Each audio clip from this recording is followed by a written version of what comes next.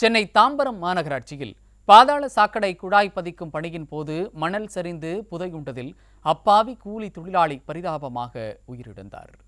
விடியா ஆட்சியில் அதிகாரிகளின் மெத்தனமும் ஒப்பந்ததாரரின் அலட்சியமும் கூலி தொழிலாளியின் உயிரை பறித்த மனம் கலங்க வைக்கும் சம்பவம் பற்றி சற்று விரிவாக பார்க்கலாம்.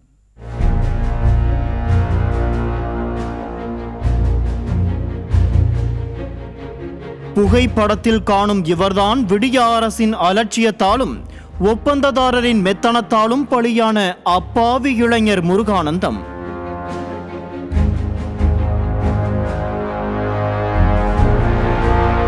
சென்னை தாம்பரம் மாநகராட்சியில் 5வது மண்டலத்துக்குட்பட்ட ஆதிநகர் பகுதியில் தனியார் நிறுவனம் ஒன்று பாதாள சாக்கடை குழாய் பதிக்கும் பணிகளில் ஈடுபட்டு வருகிறது. கடந்த வெள்ளிக்கிழமை காலை வழக்கம் போல திட்டக்குடியைச் சேர்ந்த முருகானந்தம், தென்காசியைச் சேர்ந்த சண்முக சுந்தரம் ஆகிய இருவர் ஜேசிபி இயந்திரத்தின் உதவியோடு சாலையை பெயர்த்து 7 அடி ஆழத்துக்கு பள்ளம் தோண்டி குழாய் பதிக்கும் பணியில் ஈடுபட்டு கொண்டிருந்தனர்.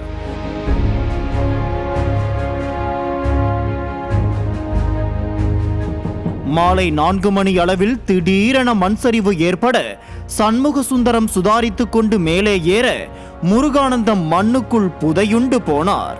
உடனடியாக ஜேசிபி ஓட்டுநர் பள்ளத்தில் இருந்த மணலை வேகமாக அள்ள மண்ணில் புதைந்திருந்த முருகானந்தத்தின் தலை துண்டாகி கழுத்து மட்டும் வெளியே வந்தது. இதை கண்டு அங்கிருந்தவர்கள் அதிர்ச்சியில் அலறத் தொடங்கினர்.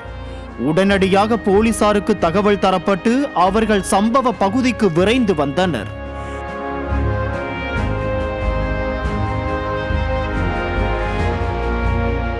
பின்னர் சரிந்து விழுந்த மணல் முழுவதும் அகற்றப்பட்டு தலையில்லாத முருகானந்தத்தின் உடல் வெளியே எடுக்கப்பட்டது.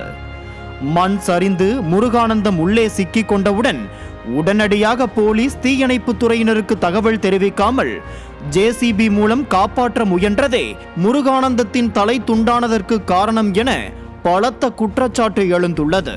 அப்பாவி இளைஞர் பலியாக முக்கிய காரணம் போதிய பாதுகாப்பின்றி பாதாள சாக்கடை பணிகள் நடைபெற்றதுதான் என குற்றம் சாட்டப்படுகிறது.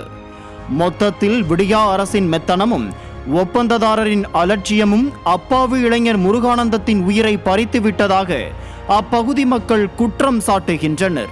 இனியாவது கும்பகர்ண தூக்கத்தை கலைத்து விடியா அரசு ஒப்பந்த பணிகளின் பாதுகாப்பு விஷயத்தில் அக்கறை காட்ட வேண்டும் என பொதுமக்கள் வலியுறுத்தி உள்ளனர்.